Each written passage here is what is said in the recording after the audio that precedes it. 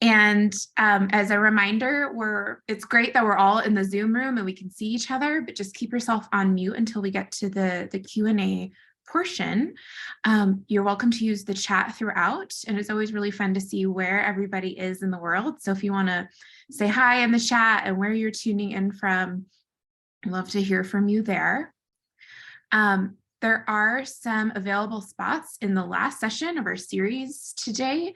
Starts at 12 o'clock Mountain Time, and it is on copyright and intellectual property. And it will be presented by Luke Blackadar, who's an attorney and the Deputy Director of the Arts and Business Council of Boston. And he'll be talking about, I think this is like a very important session, maybe the most important session of this series. He'll be talking both about how to protect your own work, your own copyright and intellectual property, and also how to safely use and appropriate other artists' imagery. And he's going to make it very relatable and actionable. It won't be riddled with too much legalese. So if you haven't registered for that, there's space available, and love to see you there. And lastly, I just want to thank the City of Santa Fe. The City of Santa Fe Economic Development Department has sponsored the series and really made it possible for us to bring in these amazing experts, and also provided a lot of free scholarships for Santa Fe County residents, which, if you're not familiar with Southwest Contemporary, we are based in Santa Fe, New Mexico, and this is our hometown. So those are all my announcements and housekeeping, and I know you're all very anxious to hear from Paddy. So Paddy, I will let you take it away. Thank you for being here. Hey everyone. It's really nice to see you all. If you haven't introduced yourself in the chat, please do so. I'd love to just be able to see your name and say hello. I dropped a few hellos in there already. And it's nice to see so many people here from Santa Fe. This is a city that I very much want to visit, and I am hoping to do so within the next year. So I'm going to start, I guess, by just diving right in. Let's see here.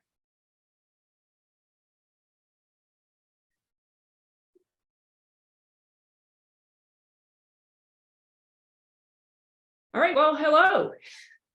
First slide. I'm Paddy Johnson, and I am the founder of Workshop, and we help artists get the shows, residencies, and grants of their dreams.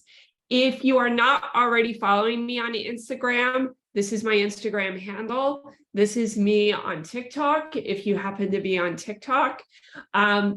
And if at any point you see anything in this lecture that you're like, oh my God, this was so helpful, or this was interesting to me, I didn't know this already, just don't feel shy about taking a screenshot and sharing it on Instagram or wherever you happen to do your social media.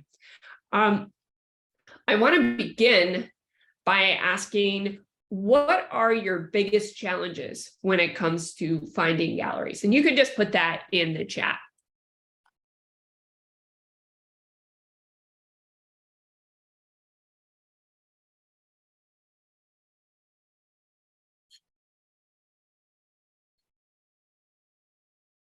And I know that this is something that's, so matchmaking, finding the right match. I've never done it. Yeah, totally. A gallery that's similar style to mine.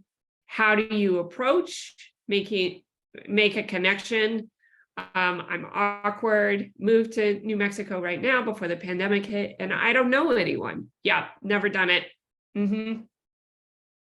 Yeah, so that's the thing, right? Like, meeting new people is awkward.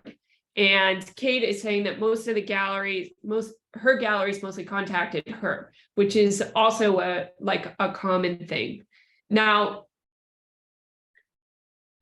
I took the liberty of making a couple of challenges here that I figured you all might say. This was just knowing where to begin. You know, you're not supposed to cold call people, but how do you even meet them? This was definitely in the chat here. I can't remember who said it, but Inga, I think. Challenge number 2, finding part, the whole finding part, right? Making contact with the right people. People who look at the work and consider it seriously. People have the power to give you a show. And how to get people familiar with the work. You know, there are so many artists out there. How do you stand out? How do you show that your work is different and distinct? And, you know, in addition to these challenges, there were a number that were in the chat too that I think are really, really big.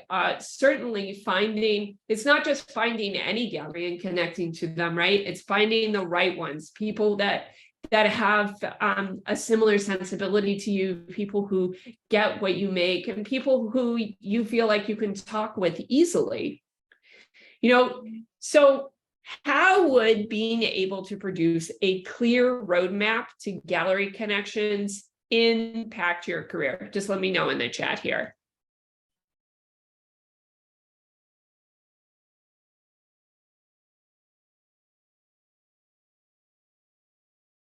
It would be huge, right? Right? Build my confidence, not having to reinvent the wheel.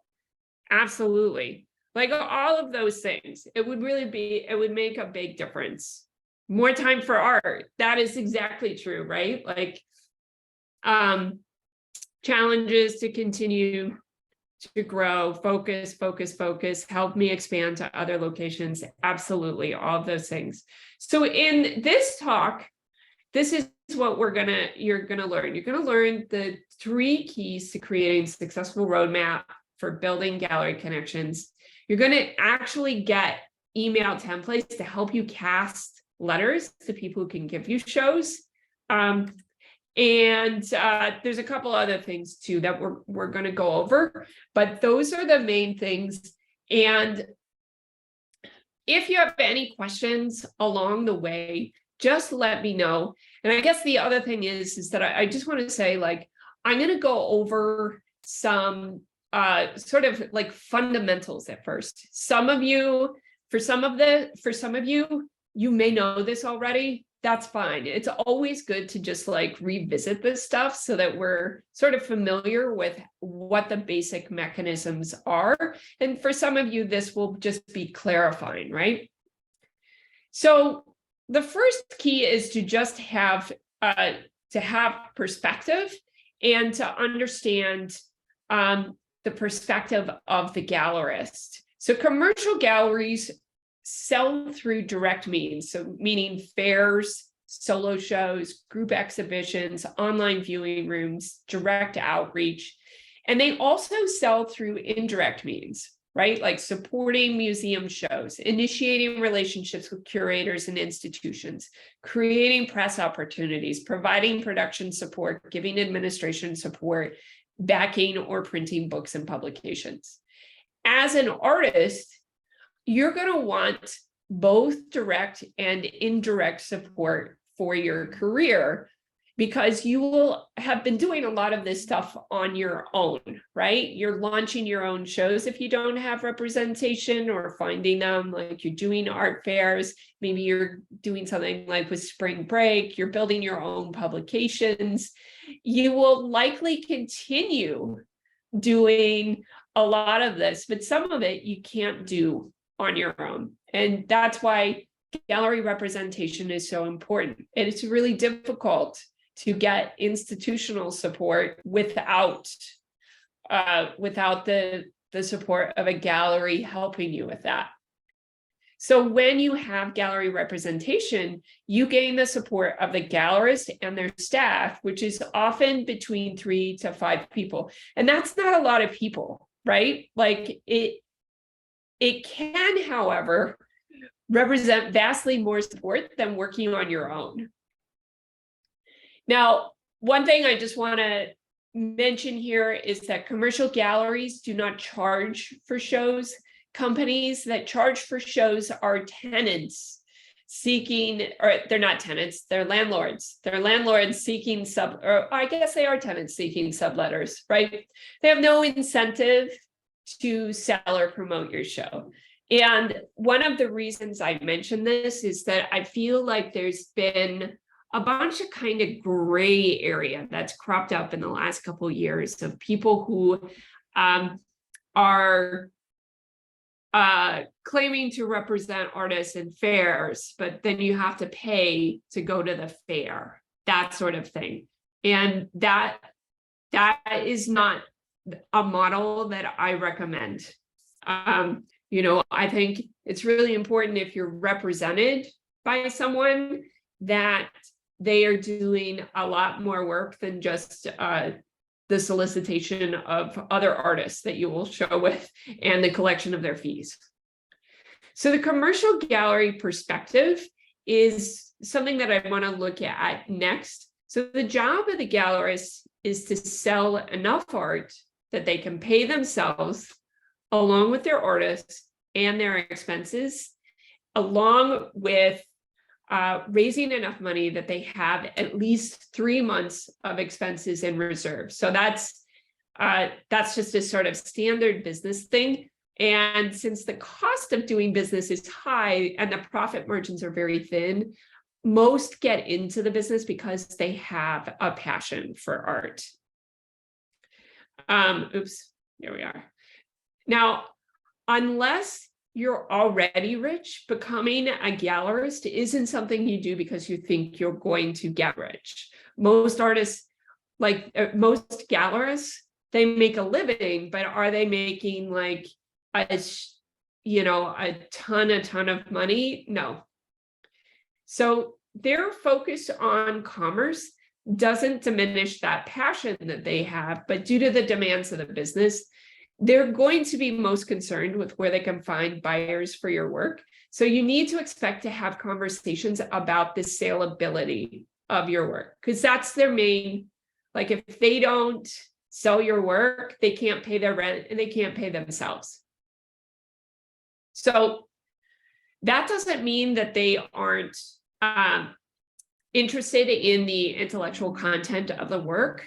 Most see themselves as entrepreneurs and supporters of the arts. Usually they want to grow so they can represent more artists, give them bigger shows, and sell more work. So growth doesn't always relate to real estate.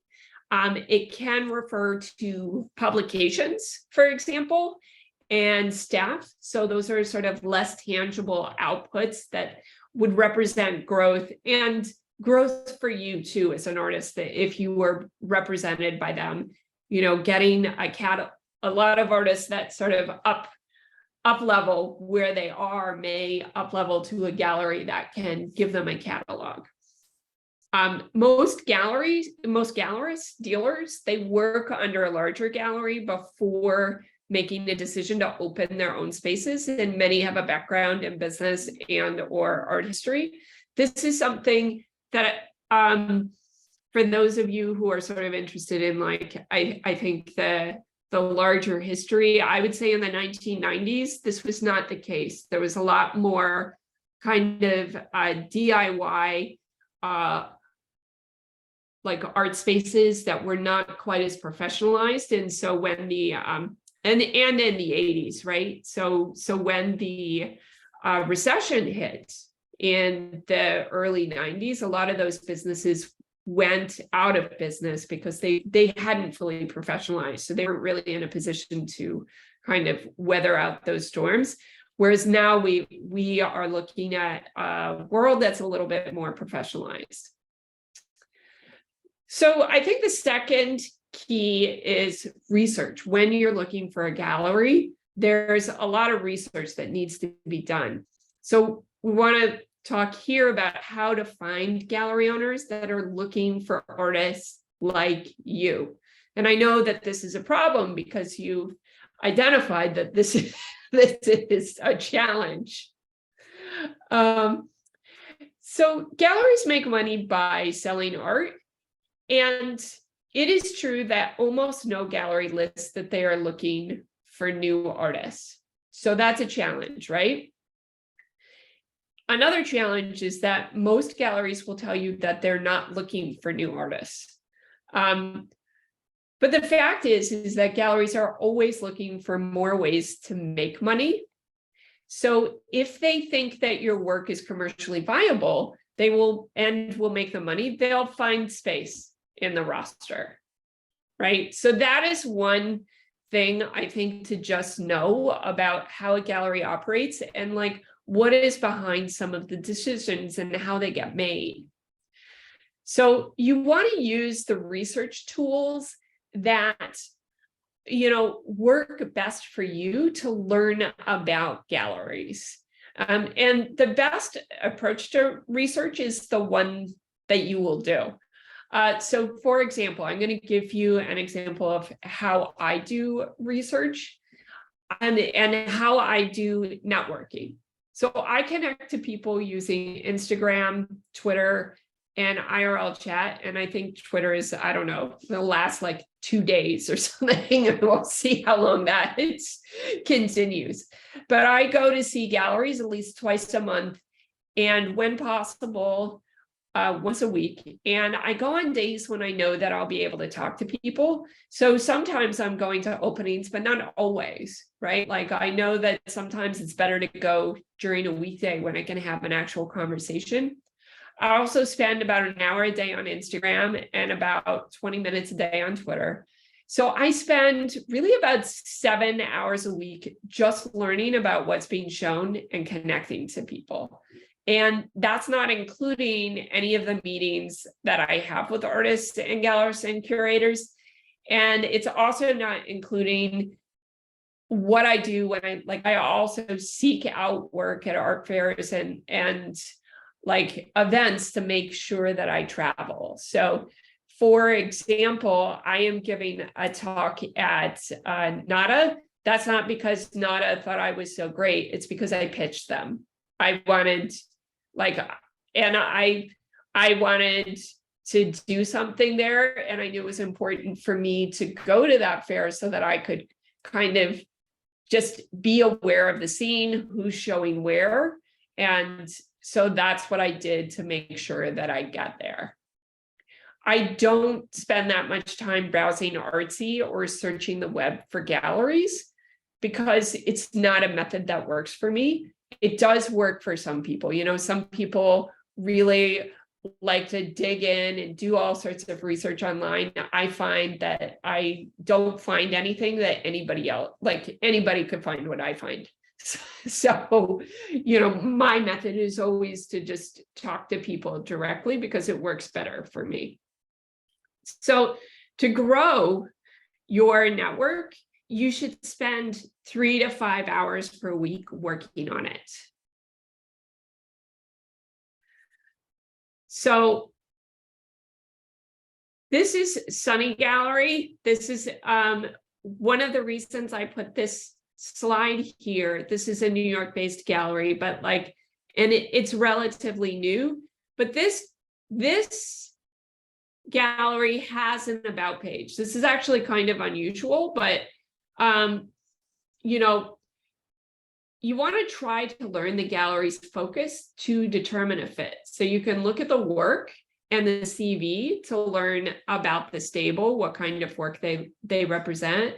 And if you're not learning about the gallery through a friend, the about page may reveal a lot. So you can see that they have like a background.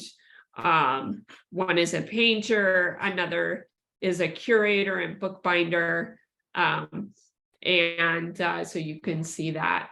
But many gallerists don't use an about section, or it's just sort of a paragraph about their global reach and important clients. So it may not be that helpful to you. It's really like the stable is where you want to focus your attention because that's a reflection of the gallerist's taste.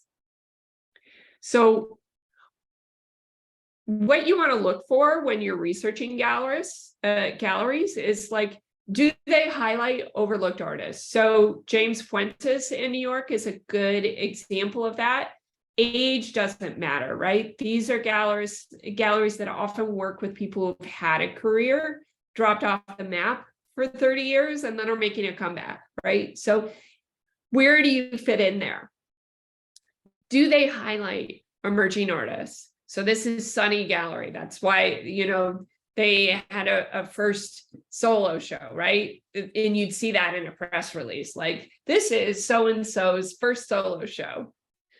Do they highlight mid-career artists, artists who've shown repeatedly with a gallery or other galleries? This is most galleries, by the way. Or do they work with artists from a particular location? So Candace Mady works with a lot of upstate artists. Murmurs works with a lot of LA-based artists. Where are they located? Or also, do they work with artists who have a particular history? So Bridget Donahue and Robert Miller, for example, work with a lot of feminist artists. So you know that that's part of their perspective. The other question you want to ask is, do they represent estates? Like David Zwirner represents a lot of estates. If you are an emerging or mid-career artist, which I think most people in this attending this webinar are, those galleries probably are out of reach, right? So that's one thing to just think about in terms of where you're putting your effort. Do you like the work? You don't have to like all of it, but it's useful to at least understand the perspective. Do you see your work fitting into that stable without duplicating what's already there? So for example, a gallery is not going to represent two op art artists because they would be competing for the same collectors. So when you look at the stable, you want to see, like, would your work aesthetically fit in, and is it adding something to the stable that doesn't already exist? And you want to look for artists on the roster to find their reputation, right? Because you don't want to end up with that. Like, one thing that can happen is you can find a gallerist, like a gallery that's looks really great, right? Like, everybody who's there, like, is exactly your aesthetic. You happen to know a couple people there, but then when you talk to those people, they're like, yeah, this gallery doesn't pay me that regularly. And do they get artists more sales than shows? So, or vice versa, right? Like, this is more common than getting artists more museum shows or publications, but less sales. But, like, what are your goals for your career, right? Like, it's not just about like what like a dealer needs, it's what you need at this point in your career, and whether that gallerist is really equipped to help you do those things, because that's going to be the best marriage. So when you see a gallery you're interested in showing at, you want to tell people about that. People can't help you if they don't know what you want. So I'm not saying, like, just go on Instagram and post like a post on your main feed or in your stories. It's just like, hey, I'd really like to show it's such and such a place. Like, can anybody help?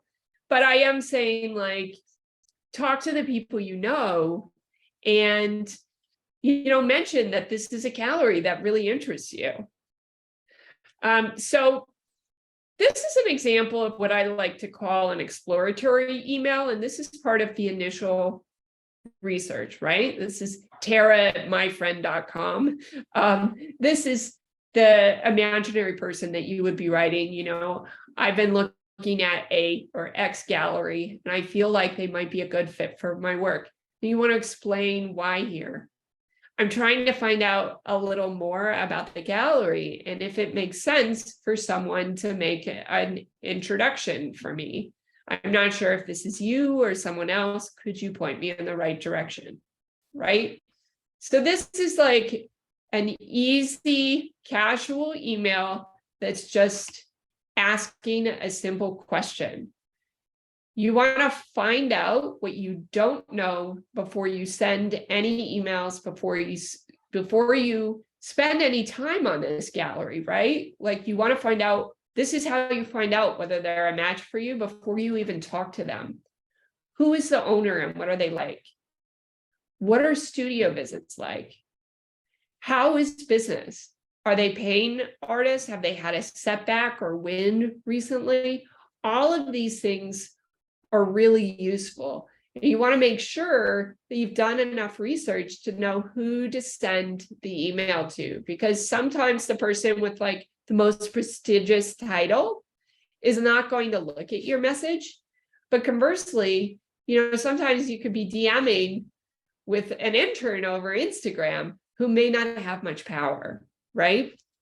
So it's really important to find out who you really need to be talking to make the connections that you want. And the last thing I want to note here, just see in this email how I said, like, let me know. That's what they call a call to action. It's kind of loose, but like I never signed off anything with many thanks, sincerely, best wishes. If you sign off by asking them to do something, they are 1,000 times more likely to answer the email because you've asked them something. So there's a real art to asking questions that actually get answered. And you can see here in the subject, this subject isn't just like inquiry or like, I don't even know what else, like untitled or like reconnecting or anything like vague. It's really specific. You tell them exactly what's in the email so that when they open it, they already know. Now, Pam is asking, when you're doing research, are you looking for representation for yourself? It depends what stage you're at your career, quite honestly, Pam. And this is a great question, because what you're doing when you're doing research is you're kind of getting the lay of the land, right? Like I usually find that, like, even if you find out like, hey, this gallery isn't so great, or this gallery is great, but it's not a match for me.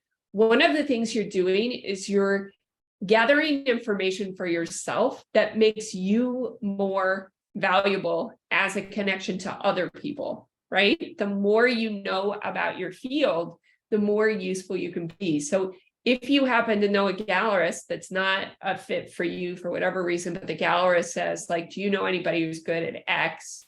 Like, you have a bunch of artists in your, like, probably in your mental Rolodex that you can recommend.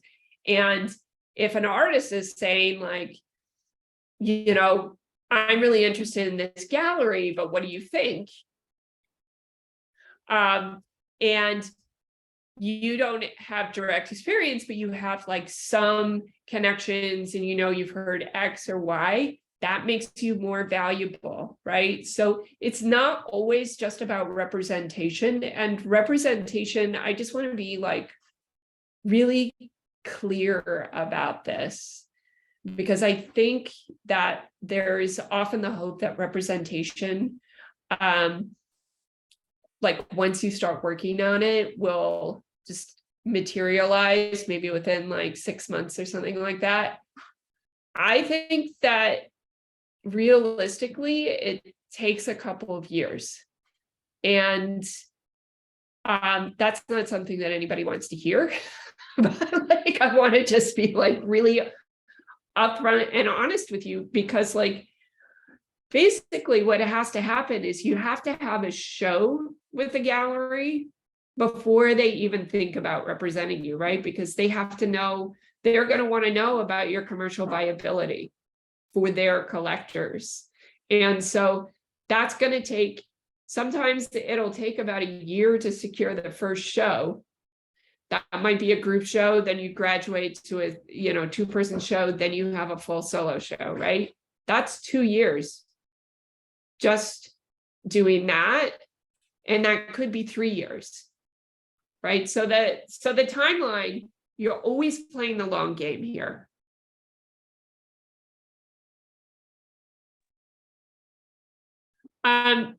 So a lot of the work in terms of networking is really just asking, who do you know? Like, do you know somebody who's connected to the gallery whose name is trusted by the staff? If you live outside a major city, often these connections will be local curators who are trained in a larger city. Because I know a lot of you had questions about like, hey, I have representation here. How do I get representation or connections to the coastal cities? One way is if you are working with these local curators, often they've trained in major metropolises and then get recruited out, right? So that's one thing to just be thinking about. Now, Ray is asking, can you say more about the difference in when we approach galleries for shows versus representation? In some ways, there's no difference.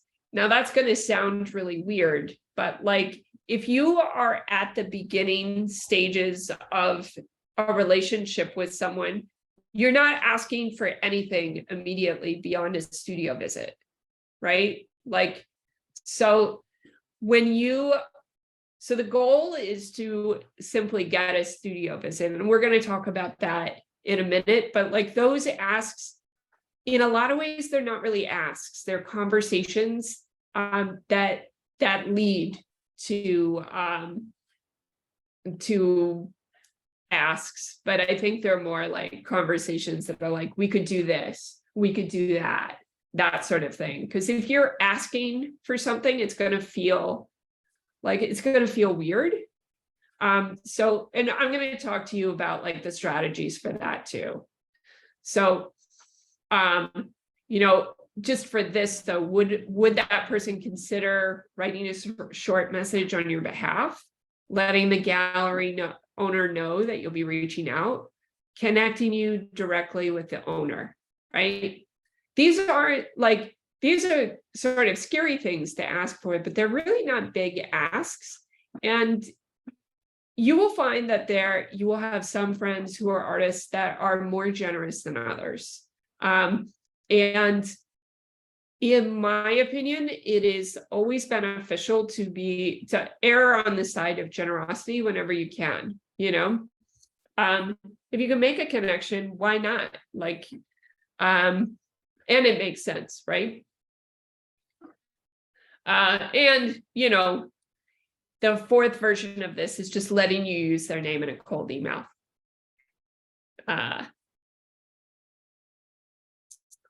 Let's see, Ray is saying, this idea of a timeline for how gallery representation is new and helpful. So gallery visit, show representation is what I'm hearing, just to clarify. Absolutely, yeah. So the hierarchy of recommendations that you have. So the first is another gallery artist, a curator, collector, so that can swap depending on the gallerist, and staff. So those are your best connections. They may also get to know you through group shows, art fairs, and residencies, so they see your work somewhere else.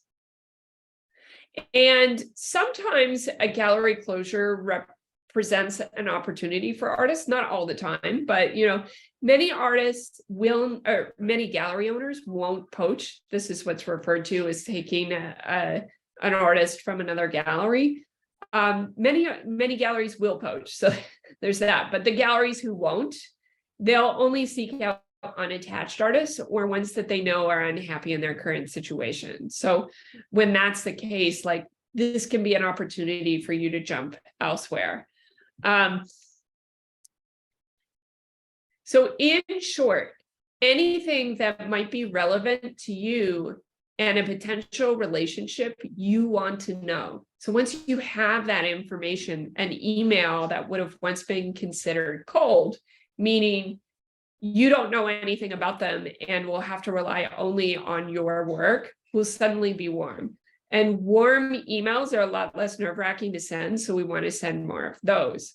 Also, just as an acknowledgement though, like this is going to be these emails are hard to send just all the time. So, and finally, the next key here is connection. So, we want to hear just like we've gotten to the stage, let's say, where we can share things. What do we want to share? So you want to ask the question like, what is compelling you to reach out now beyond the fact that you want representation or a show or whatever stage you're at? Like, do you have news to tell them? Do you have an exhibition, like a completion of a series, a new body of work, a publication, a panel, a talk? Like all of these things are good, low stakes way for a gallery to get familiar with your work before there's a studio visit, right? So you want to be reaching out to them and talking to them ideally before you make any kind of ask. So you're already sending them your news. They're already familiar with what you're doing. You've invited them to come out to talk. So they have some sort of idea of who you are and what you're doing. And after that, you can start thinking about like sending the email. So who is the recipient? Is the recipient a gallery, an auction house, or in a sales context? Depending on the venue, the gallerist or director's tone may be very professional or more transactional. A one sentence email from people in those positions is really common because their time is really stretched. That's just a style of email writing that can come off as rude and abrupt, but it just exists for efficiency. So this style is I like to think of it as the equivalent of these like stick figure comics that exist online, which evolved out of a need for speed and efficiency. It's just a means of communicating. So you want to make sure, conversely, that your message is really clear and concise. What you don't want to send is like a page-long email. They're never going to read it. And that's true of even people who have a lot of time to read emails. And I don't know who those people are, but so let's talk here about what an email might look like. So and I've made some notes on the email, but let's read through it here. Dear Sam, so the title here referred by all, and that's in all caps, Rose Nestler, whoever the artist is. Dear Sam, our mutual friend, Rose Nestler, was just on a panel discussion with me on the role of whatever, what was the panel discussion about? And she suggested I reach out to you to share my work. I believe she mentioned me to you already. So you've done the work of like having her prime the person. I'm a longtime fan of your gallery, and in particular, your attention to whatever this is, right? So you want to be really specific here. You're not just saying, hey, I really like the work you show. Anybody could say that. You have to say like some specific thing that you really like. And then ideally you make a connection to your own work. Now, here's where you say like why you're sending this email. After over 20 years of being based in New York City, I moved upstate last year. The move gave me access to much larger spaces, and I've been able to make the largest, most ambitious work of my life. This is like what you're saying right here is like, hey, my work's never been better. I don't know why this always works on me. I've gotten into so many studio visits because somebody said like, oh, I'm making the best work of my life. Especially if you're older, I'm always like, ooh, that's going to be really good. You've been making work for 20 years. Like, imagine how good it's going to be now. And then here, just like, this is all stuff that is that's like accolades that you've had, right? Periton presented my paintings in a group show last summer. Hyperallergic wrote a wonderful review. A catalog of works we published in May by Thames and Hudson. If you have time, I'd love for you to take a look through my website. It serves as a comprehensive resource for the work I've made over the past 2 decades. I'd love to do a virtual studio visit if you're so inclined. Let me know if you have any questions. The virtual studio visit, it could be like an IRL studio visit too. Like I just put that in there because I think when I was writing this, it was like, I think it was the pandemic times. So if the email is coming from you through a connection, you want to make sure that that person's name is in the subject so that the recipient sees this visual cue to let them know that they should slow down and read it, right? Because we all have so much to do. And then you want to make sure that the subject matter is direct and precise. So most phones only show 20 to 30 characters of the subject versus 60 on a computer. So, and then just avoid sales sounding vocabulary because it will remind the recipient of spam or junk mail. And don't use all caps in the title except for right here, like the whole thing should not be all caps because it could be sent to spam. And then, here you want to keep the message brief and explain in the second sentence why you're writing, right? So you don't have to, there's no waiting, right? Like, because I think the other thing is you got to remember everybody is distracted. Nobody reads anything. So like, even just getting somebody to read the email is an accomplishment in and of itself. So you want to be kind, clear, and professional, but don't include repetitive pleasantries or unnecessarily personal anecdotes unless they like really relate, like unless you have a relationship with the recipient already that includes these topics, or if their style tends to be more floral and you're gently matching it, or these topics are truly related to your ask. Like, and so what I mean by that is you'll notice here, like I say, like I've written, Dear Sam, our mutual friend Rose Nestler was just on a panel discussion. I didn't say, Dear Sam, I hope you're well. Like, I hope you've had blah, blah, I don't know what, like all of that stuff, like just get to the point. You just gotta like dive right in. The only exception to that is when you're sending after the holidays. When you're sending, if you're sending an email to somebody in January, and I should actually just specify this, that when you're thinking about when to send these out, I would not do it right now. I would not do it until January because we have the holidays coming up. Then we have the Art Basel Art Fair, and we're talking about commercial galleries. And then we have the holidays. So you probably wouldn't be contacting anybody until January. And at that point, it would be acceptable to say something like, I hope your new year is I hope you're settling into the new year well, or something like that. For the first 2 weeks in January, like you don't really start any email without putting that in there. So when possible, you want to send links or embed images. You don't want to use attachments unless you know the recipient or the file is really small. Many organizations don't allow files over 6 or 7 megabytes to come through. So lots of people just won't open attachments.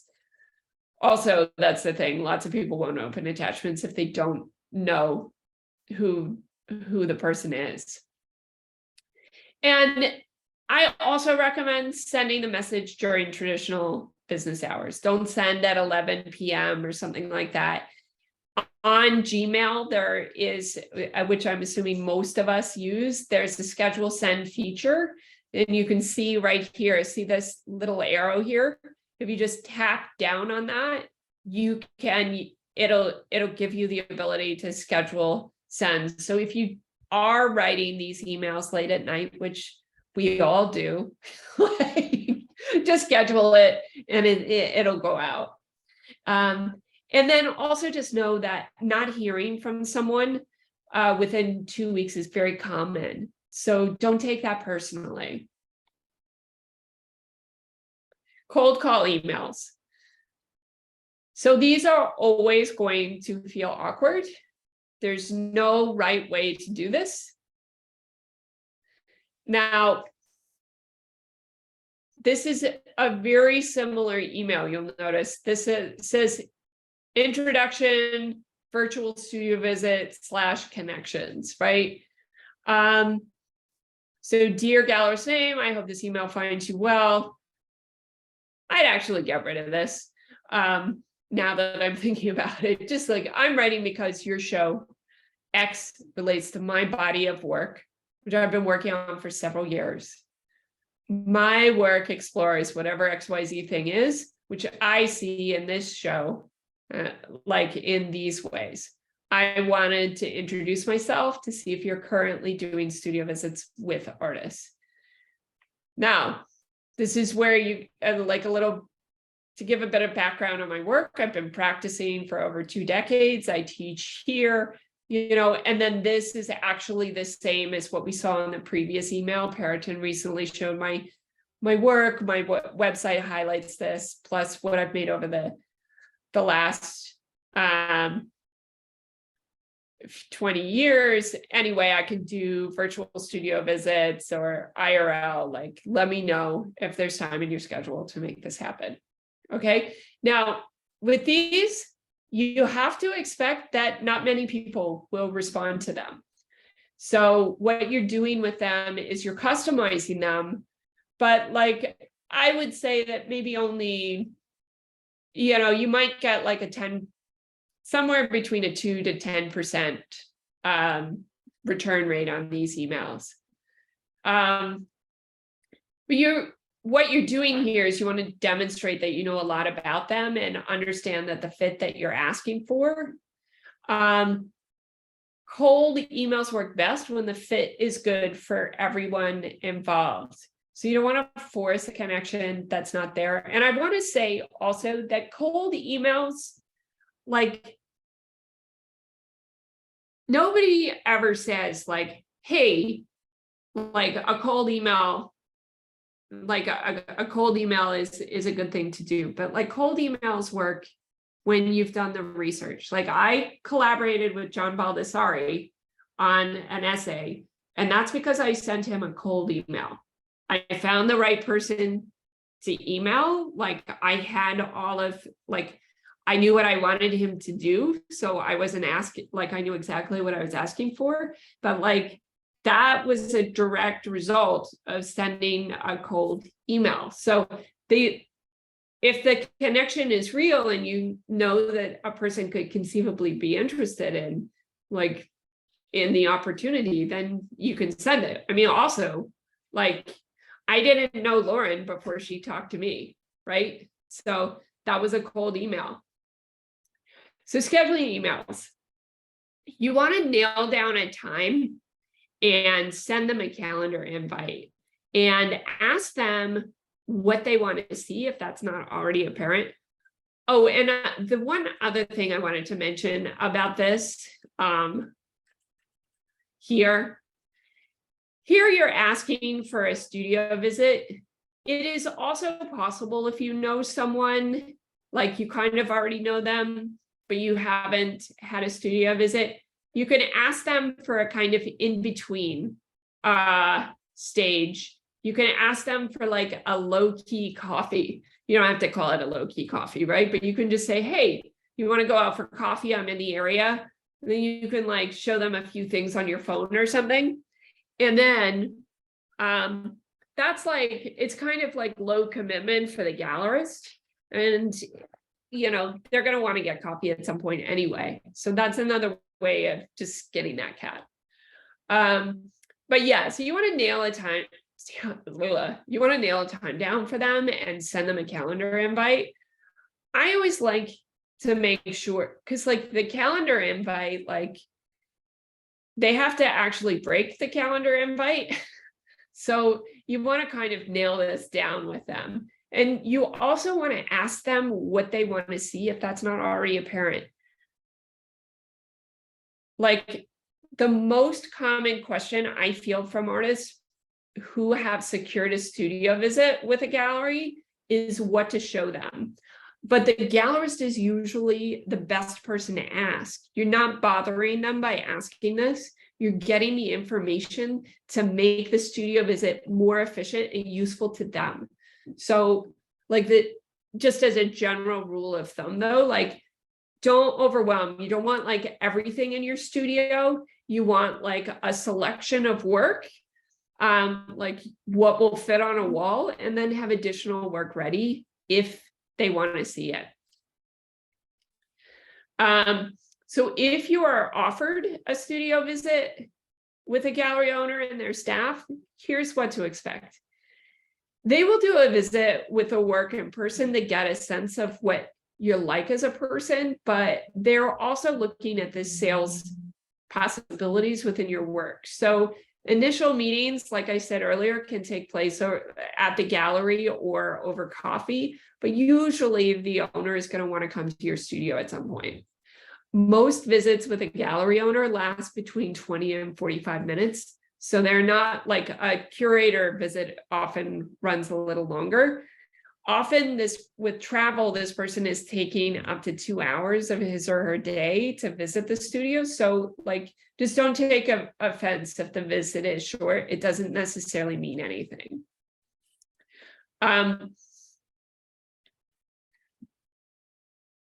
Gallery owners, like they usually need to check their phone during like meetings, or like they may need to take a call if it's during normal business hours. This is like totally normal.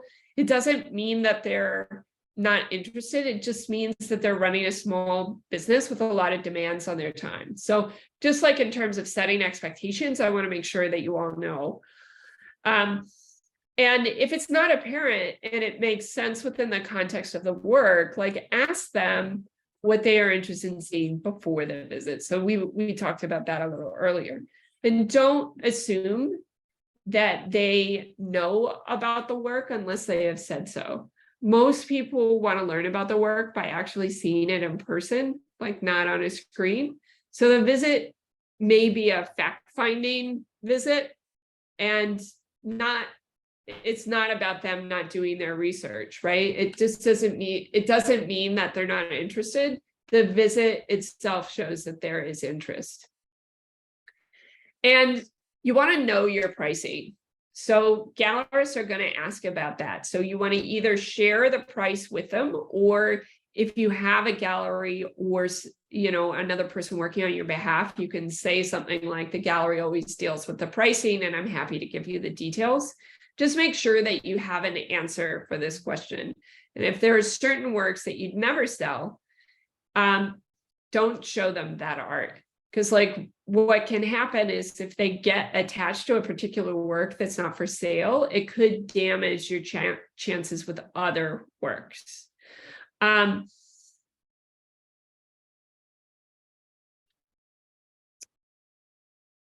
Kevin, I can see that you're asking, can you address your workflow with gallerists out of state?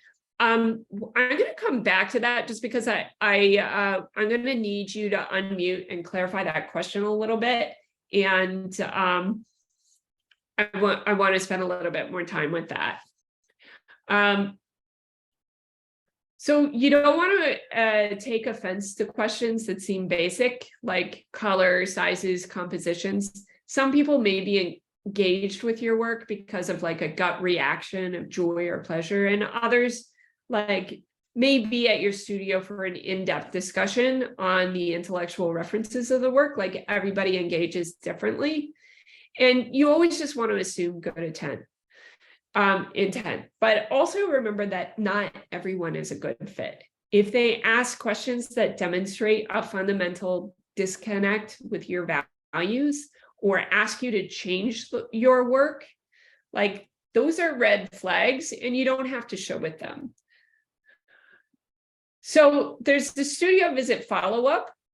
You want to always send a follow-up note thanking the gallery owner for their time. If the studio visit went well, it is a good time to send additional materials and connect them with anyone that they may need to be connected with, additional gallerist curators. if you weren't certain that the gallery was interested, but you would like a show, I think it's important to be clear that you're hoping for that. There's no benefit in ambiguity here.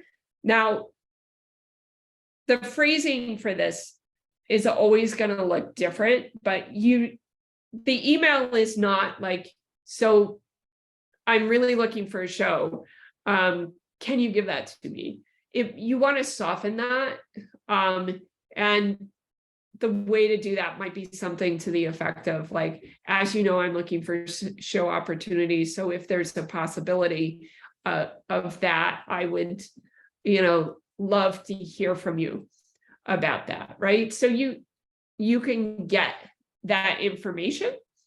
And for a visit that went poorly, like it should still be followed up with a thank you note. This can be brief, but a simple note thanking them for their time will make sure that the last exchange they remember with you is a positive one, right? Because everybody talks and you just want to make sure that that's in their mind. And finally, I want to recommend just returning to your work. Studio visits can disrupt the flow in your studio. So it's important to get back to work as quickly as possible. This will allow you to keep the focus on the work. And that, my friends, is the end of this presentation. We have some questions now. Kevin, can you unmute so that we can talk a little bit more? Can you hear me? Yeah, I can. So what do you tell me about workflow? What do you mean? Well, you're describing sending out letters, and the assumption is that you're in New York, you're in Santa Fe, you're in the general vicinity of the gallerist.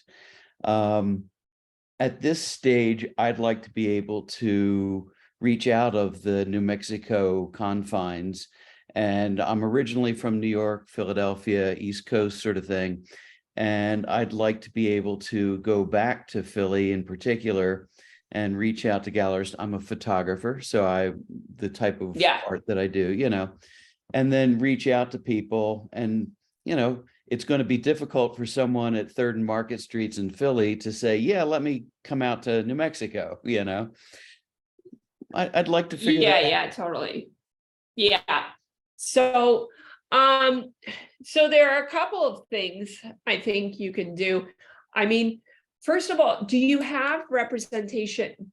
Like one way to make sure that a gallery sees your work in person when you are somewhere else is to be participating in the fairs. So if you have gallery representation that's local and they do the art fairs, I'd say that would be a priority. The other, another way of skinning that cat, let's say you don't have representation, would be to apply for a booth at Spring Break or something like that, which is a reputable fair, right? And then invite if you're doing it in New York or in Philadelphia, or you just want to have means of showing that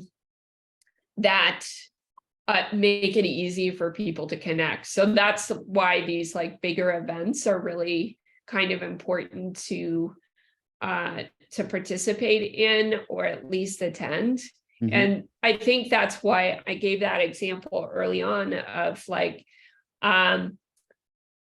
me pitching not on a presentation, right? The reason I did that was because I felt it's kind of important for me to go down there. But if I'm just there to just hang out, how am I going to spend my time? And I just felt like I was going to be awkward if I didn't have a thing to do. So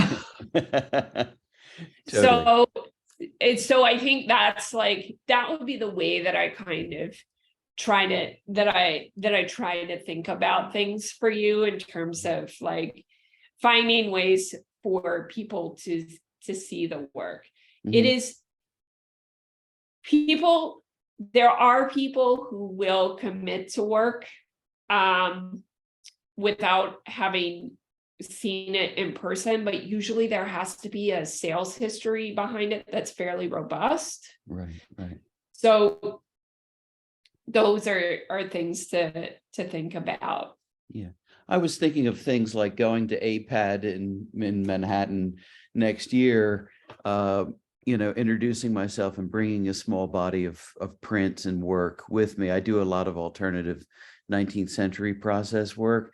So it's easy to fit flat, hop on a plane or a road trip and say, look, I'll be in Manhattan. May I make an appointment to come see you? Or if you're going to APAD, may I, can we get together, Yeah, I mean, I think you can do that within reason though, right? Like you don't want to, I think you don't want to go to a fair with your artwork because you got to remember that They're like selling. Yeah. they're selling somebody else's work, and these fairs are really, really stressful. They have a lot of money on the line.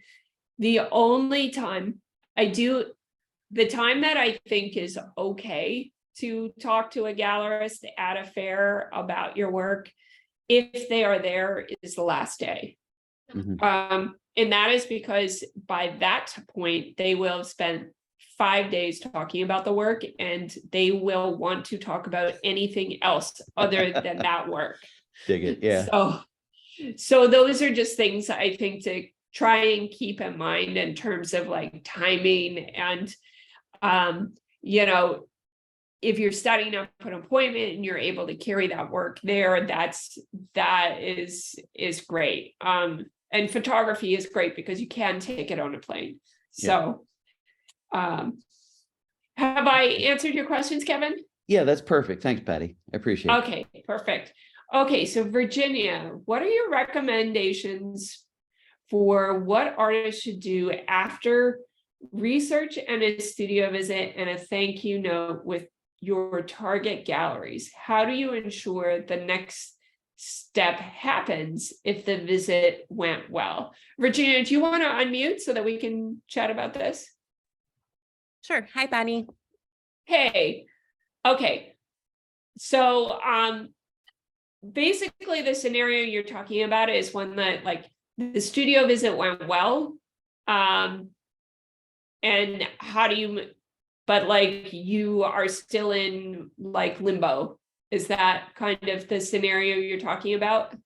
Yeah, I'm just thinking for myself and other artists that I've talked with, it's kind of like you get the studio visit and that, it seems kind of like the pinnacle, but I think there's a lot of follow-up that needs to happen afterwards. So I was just wondering if you had any suggestions of things that work well so that visit isn't the end. How do you seal the deal with people where, they're really busy and maybe you had a great studio visit with them, but they're seeing like 30 other artists that week, like how do you make Totally.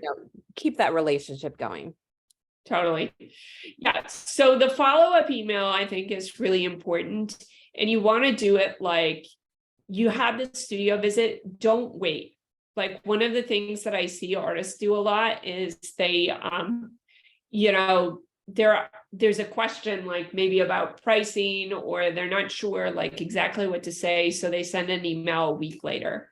At that point, they've already forgotten. You want to strike when like the iron is hot, so to speak. So when they still have that interest, because like, so the follow-up email is going to look different for each person.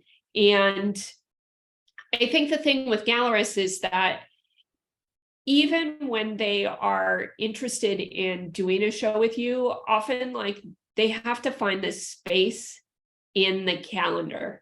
And so you can have a commitment for a show and not have the show. You can wait 6 months for that show date, even though you know that it's somewhere like in June or something like that, right? So I think the thing to do is initially, send the follow-up like, hey, it was really great to talk with you. I usually recommend,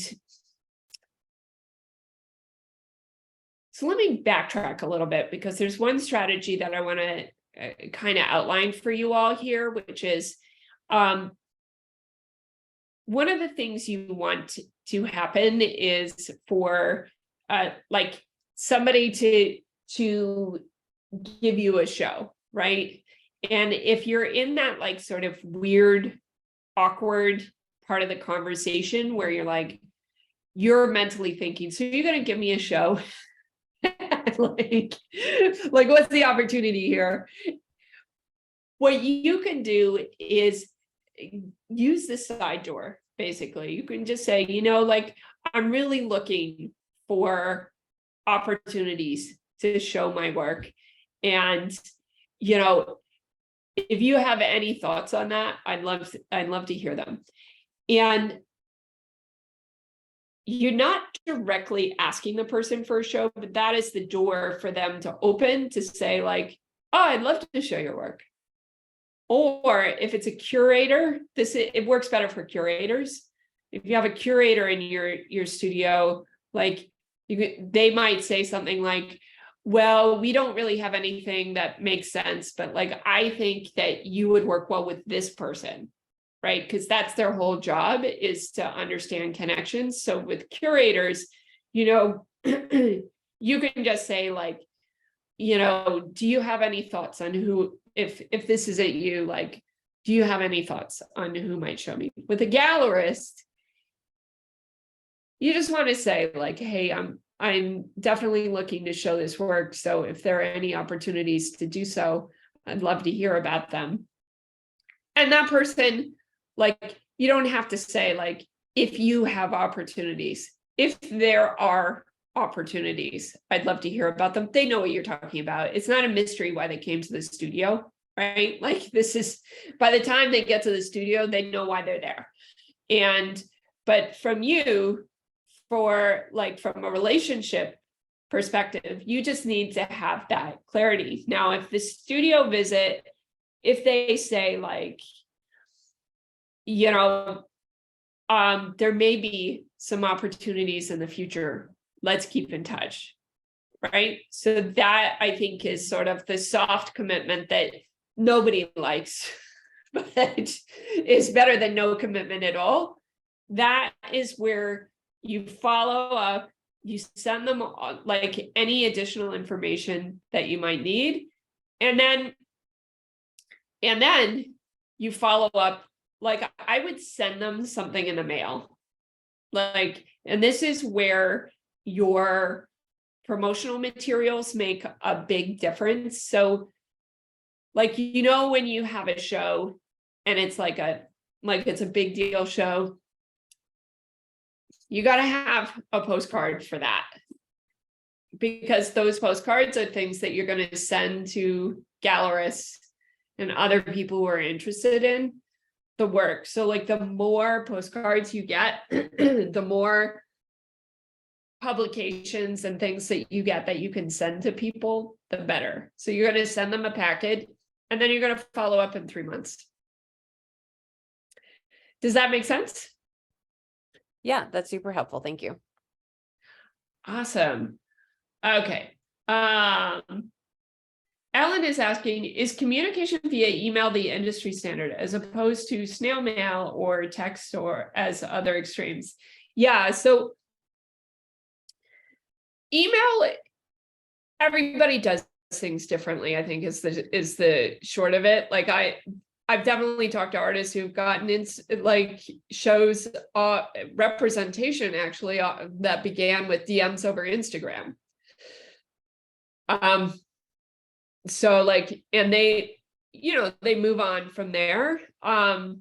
most business correspondence gets done through email. Like once you actually have a relationship, people want to be doing things over email usually. And one of the reasons for that is that if a lot of gallerists have large followings on Instagram, and so their DMs are like, there's no easy way to search through a DM. Like it's not as good as email. And of course you can't have attachments and things like that. So you want to migrate to email as soon as you can. And the other thing, this wasn't even part of the question, but like I was just thinking about this today, and I feel like if I don't communicate it, you know, it'll leave me. But like it is really important for you all to have an email list. Like Twitter is about to die, right? Instagram went down and people get their 30,000 accounts get hacked on Instagram every day. TikTok was like nearly banned in this country. Like your social media can disappear in a heartbeat. You own your emails. Like you'll always have your emails. So that is really, really important.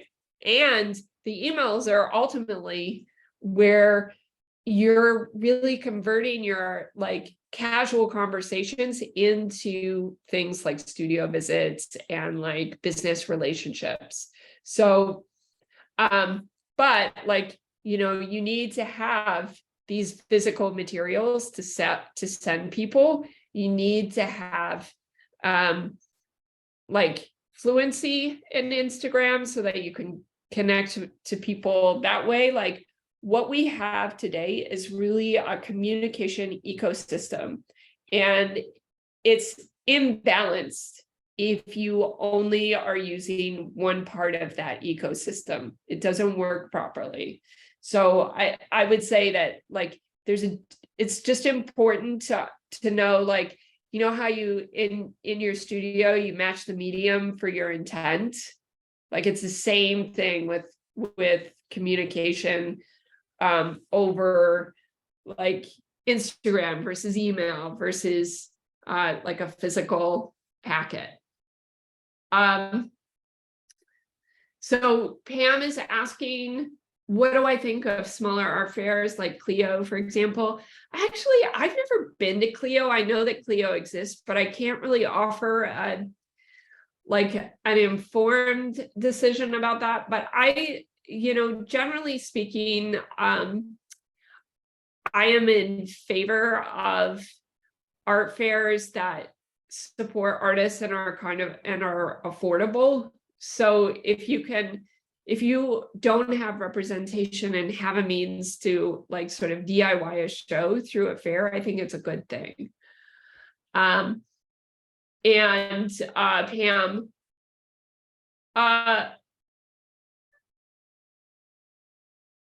okay, yeah, Pam, is it necessary to spend so much money? Just so, like, I think the fee for spring break is not very much. It might be like $500. Like, you know, for an art fair, it's not bad. Pam, did you have any other questions? Do you want to unmute? Sure, I have about 1,000 questions, but I won't take them. But yeah, you know, I've been doing a lot with through Cafe, getting my work into shows, you know, in other cities in the country, and that sort of thing. But it's not leading anywhere. It's draining my bank account. I just spent $800 to get a piece sent to Atlanta and back. You know, so it's like, you know, it's a pay to play for me because it is so expensive to get my work out there. Yeah, well, I think like one thing that I would encourage. So what medium are you working in? I make sculptural books. It's very unusual. Okay. And Well, have you thought about, do you show in things like the art book fair? Yeah. Yeah? Yeah. Okay. But they're so different. They're not artist books. They're literal sculptures using bookbinding techniques. It's the best way I can describe it. Right. I'll put my website in the chat. You can look at it.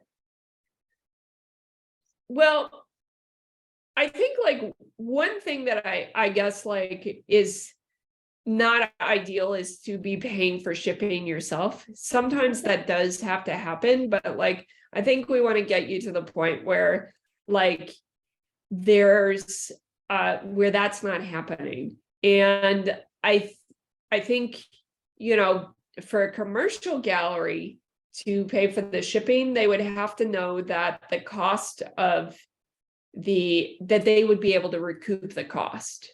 And that, you know, so like I think that the fairs, it's just important to try and sort of establish a sales history. So you have to do that either locally or via some art fairs, because that demonstrates that the investment that they are making in you is going to be returned. And I think from your perspective, I think you're feeling some frustration because like your investment is not being returned, right? And I think the answer to that is that like if you see that it's being seen but it's not being acquired, or you're not getting what you want out of it, then like those venues are not the right venues for you, right? Like you spent $800 to ship this thing to Atlanta and back. Did you like, do you have install shots? Like, what'd you get out of it? Not much, unfortunately. And this was an international book show, and there was a lot promised, but not much delivered. Yeah. So, I mean, I think like at a bare minimum, you'd want documentation of the work in situ, like, and something that really showed it off. And if you can't get that, then it's really not worth it, right? Because like everything you're doing is building upon the previous opportunity. And people have to know that the previous opportunity existed. If there's no documentation from that previous like opportunity, it's like it didn't exist. Right. So that's the thing that I think we have to just sort of focus on, like, what are the things that we want, like, that you want to get out of it? Like, how can you build on it? And like, one is sales, and the other is documentation. Have I answered your question? Yes, thank you. You've given me a lot to think about. Okay, great. Sinad, sorry if I'm saying your name wrong. I saw a good deal of work independently, definitely too cheaply. I'm always worried that I don't have enough work in my studio to show, and that my previous low prices will turn off galleries. How concerned should I really be about these things? Can you unmute? Hey. Hey, okay. It's what? Sinead. Sinead. Okay, so Sinead. I'm sorry about that. Okay. Totally wrong. Okay, so Sinead, what is it that you're selling? Mostly paintings. And so this year I've sold 60 plus originals, mostly to people I know in real life, but I'm just trying to level up to the next price point and to have more representation, or get representation. But I want to tell galleries, oh, I sold 60 plus originals this year, but I don't want to tell them how much I sold them for. Well, how much did you sell them for? Between, like, what were their size and what was? I mean, little things for between 150 to the biggest thing I did was a 5-foot commission for 2,700. So like too low, but I'm also trying to pay my rent. So kind of moving to the next level. I'm raising my prices as I go, but I don't want to turn off my previous clients. and I don't want to embarrass myself with the low prices too. So here's what I would say about that. When a gallery picks up an artist, normally the prices increase by at least 30% immediately. So gallery is going to expect to increase the pricing. I think the question with you is like you have demonstrated saleability within like your audience. The question is like, would you have demonstrated saleability amongst the like in these other contexts? And the only way to know that is to try. And the only way to know that is to have a conversation with the gallerist, because one of the things that happens with pricing is that it's easy to increase. It's not easy, but increasing, like you can always increase something.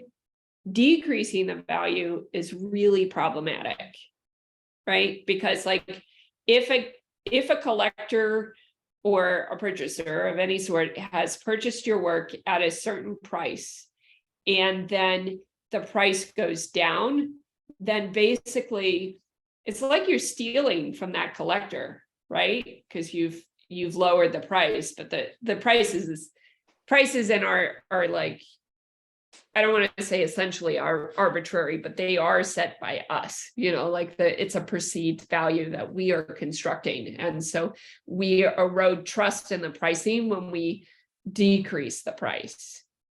So I would say that it's not, you haven't done anything that I think would scare a gallery away. If anything, the fact that you've sold 60 pieces on your own makes you more desirable. And in fact, I would say that that is how I know some artists have gotten representation. They've had studio visits, and this is something actually that may be useful to know. They've had studio visits, they've gone pretty well, but nothing was sort of going to come of it. And then they said, oh, and by the way, I sold 10 of these works this year to collectors and made X amount of money. And then immediately, there's a callback, right? Because there's a demonstrated market for the work, and they know that you can sell things and you're reliable. So I think that, definitely for the $150 pieces, you got to raise those prices. you gotta do that. But I think you could have a conversation with somebody and just say hey, these prices are too low. What do you think needs to happen? So that we could work together. Right? Because, and I think, and this is my answer for most things, most questions can be solved by asking the person that you want to work with, what they need, right? And then you just know. Because a lot of the problem is just not knowing and then not being able to make good decisions. So. Great. Thank you. Sure thing. Howard, what happens if you get a show in an exciting new city but sales are slow? Oh yeah. Yeah. Howard, do you want to unmute? Can you hear me? Yeah, I can. Yeah, I had and not to go into too much detail, that just happened to me over the summer. And I think, it looks, things like that probably look good on the resume as resume lines go, and I've also heard that sometimes these things take a while to get cooking, you have to have several shows and things like that. But I just wanted to hear your thoughts about that. Yeah. Because So there's like the woman earlier who was talking about, there's a point where you're in the black or in the red, and how upside down do you go? It's probably a case, now that I'm saying this out loud, I'm thinking it's probably a little bit of a case by case situation, but it is. So there are some gallerists who I think like work by the sort of off the assumption that they're making like a 5-year investment in the artist, right? And so that maybe not every show really returns their investment, at least at first, but that through the building of the market, that it will eventually pay for the gallery's expenses and the artists and all the rest. Was the show that you had was a summer show, so that's like already sales are always slow in the summer. Was it a solo show or a group show, or what was it? Solo show. Okay. And did anything sell? Yeah, a couple of small things, and I was able to also bring in a sale as well to them. Okay. Well, I guess it wasn't a total flop or anything. I mean, what did they say about it? I haven't actually. It's a good question. I haven't talked to them that much about it yet. Because I think I think it'd be useful to like have a conversation that's just like, what did you think about these results? Like, why, what would be an ideal result? Like, does this just reflect that times were slow? Like that sort of thing. Because you have 2 lines of communication that you have to think about here, right? The first is with the gallerist itself, and the second is with other potential gallerists, right? Because another commercial gallery may say, how'd your show sell at such and such a place? And your answer can't be not very well, right? So you want to have a way of spinning that, like, oh, all the small work sold, right? Like that's better than it didn't sell very well, right? Like it's just like, but it's also like these are the things that people want. So it tells you something too about like what types of work may be more desirable. I would say that in reality, you don't have enough information yet to know all of that. But like, that's why I think like, so we didn't talk about this in the talk, but like, it's really important after the show to talk to the gallerist and just have a meeting to say like, how did this go for you? What did you like? What didn't you like? You're not always going to be able to do those things, but I think if the gallerist is available, like this demonstrates, 1, that you are a good partner.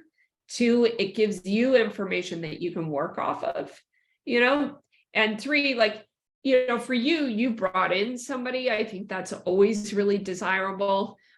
So like, I think that information gives you just more information about what they need, and it also gives you information for future relationships, right? The more conversations you have, the better you get at having them. Thank you. Sure. Okay, let's see. Ray, I'd like to better understand the gallery perspective rationale for how a show is the first step, then representation. Ray, do you want to unmute? Hi. Yes. Hi. Okay, so can you walk me through that question a little bit? Sure. This is all super new to me. So my initial approach was thinking that I would love to just have 1 or 2 pieces in any gallery, but what I'm hearing you say is that's not how that works. That's not going to be their first goal in their mind. So getting into the mind of the gallery and figuring out what is their usual order of operations. So you mentioned the gallery or studio visit, and then a show, and then representation. Can you just explain from the gallery's perspective, why does that work better for them, so I can speak their language and know how to approach them more intelligently. Yeah, no, absolutely. So first of all, I should clarify that like every like commercial galleries have different models, right? So I talked about the one that has a representation model. Not all galleries represent artists. Some artists don't have a stable, they sell work. In that scenario, you could conceivably have like one or two pieces in inventory that they could potentially sell. Generally speaking, though, I think the more stable business models tend to have a gallery, like a stable of artists. And so in that case, like I think they may take on a couple of works after a show. So like what would happen is like they've seen your work either via art fair or through a friend or online or something like that. You've had the connection, you've established a studio visit. During the studio visit, they may have a specific thing in mind, like, oh, I'm curating this group summer show, right? So they ask you for 2 pieces for this group summer show. Sometimes the work doesn't sell, but they want to keep it in inventory. Or more commonly, the work sells.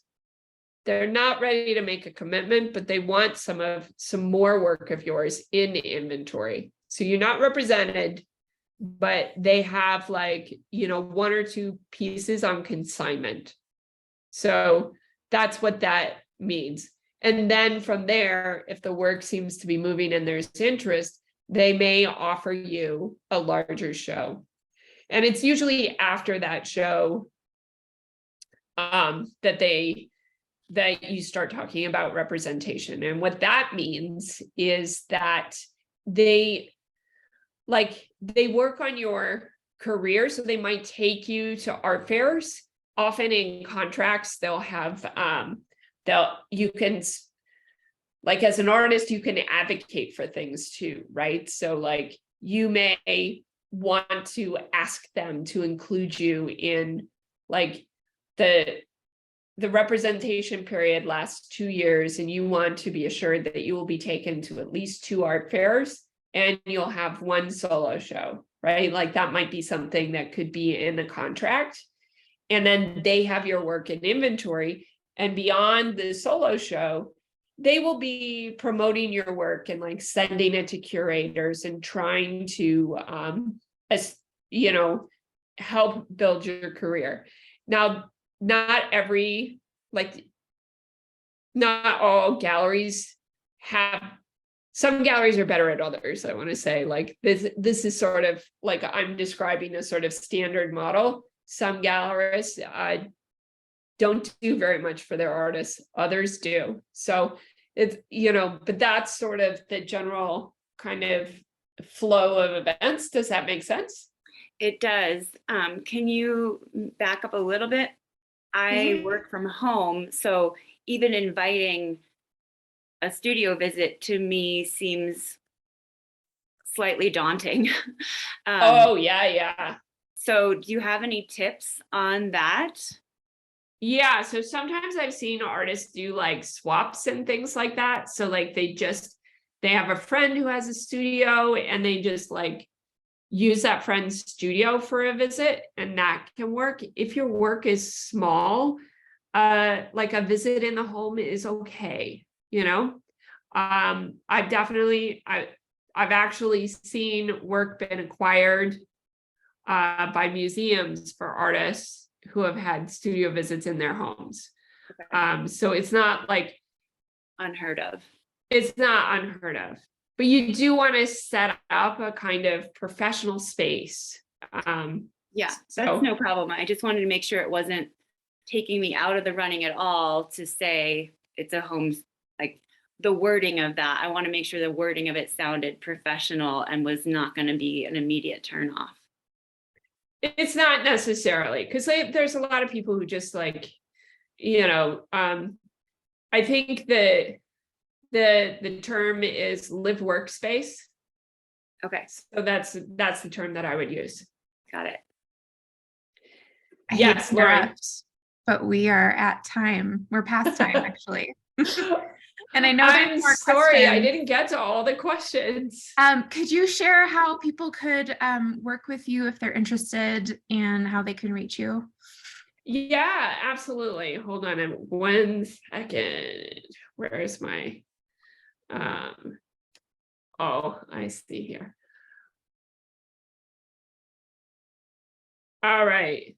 So, so for those of you who don't know, I run a program called Network, and it's a professional membership for artists who are mid-career, which all of you are. I offer a free masterclass on how to get more shows, so you can do a little bit of a dive if you like, and you can and I'm just going to put this in here, so you can sign up for that at any time, and you'll be able to take the masterclass, and you'll also be able to, if you want, join the membership. And so that is that's the best way to work with me. And also, I did want to just take this time quickly to thank you, Lauren, for all the work that you did to put this together and like this whole event, and for everyone here who attended. You all brought such great questions, and you were really thoughtful, and you know, I just really appreciate it. Thank you, Patty. Thank you so much for this presentation. I know everyone got a lot out of it. I learned a lot as well. I hope, you know, everyone follows up and takes that free masterclass. You know, we'll be sending out the recording early next week, so you'll be able to revisit the things we talked about here. And Patty, just thank you so much. This was great. Absolutely. All right. Thanks so much. Bye, Thank you, everyone. If you're joining us for copyright, we'll see you back here in 22 minutes. Grab a snack and we'll see you soon. Thank you. Bye.